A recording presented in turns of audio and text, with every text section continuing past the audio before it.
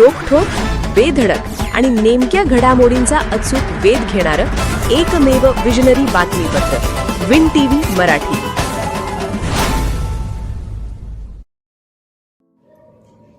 एका खारुताईच्या पिल्लासाठी आर्त किंकाळ, आईच्या मायेचा हळवा आक्रोश.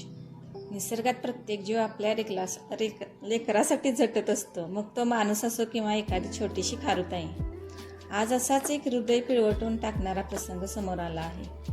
आपल्या पिल्लाला संकटात पाहून ही खारुताई अक्षरशः आर्त किंकाळी फोडत आहे.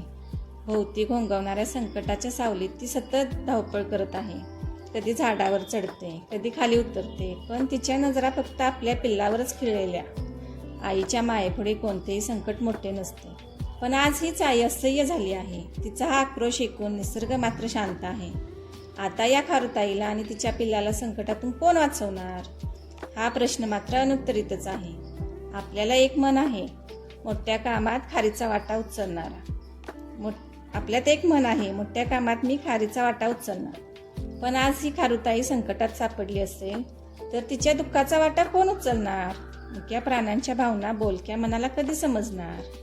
खारुताईच्या या आर्त हाकेला प्रतिसाद देणारं कोण होणार? कधी मानवाने पशुपक्षी आणि प्राणीमात्रांच्या भावना समजून घ्यायला हव्यात. त्यांची भाषा कदाचित आपल्याला कधी कळणार नाही, पण त्यांच्या वेदना नक्कीच जाणवू शकतो. आज जंगलातील वाघ, सिंह, बिबटे, हत्ती, गवे, कोल्हे, डुकरे यांचा वावर थेट मानववस्तीत दिसू लागला आहे. कारण त्यांच्या निवाऱ्याची जंगले आपणच उद्ध्वस्त करत आहोत. निसर्गात जन्मलेल्या प्रत्येक जीवाला जगण्याचा अधिकार आहे. तो अधिकार हिरावून घेण्याचा प्रकार मानवजातीने थांबवायला हवा.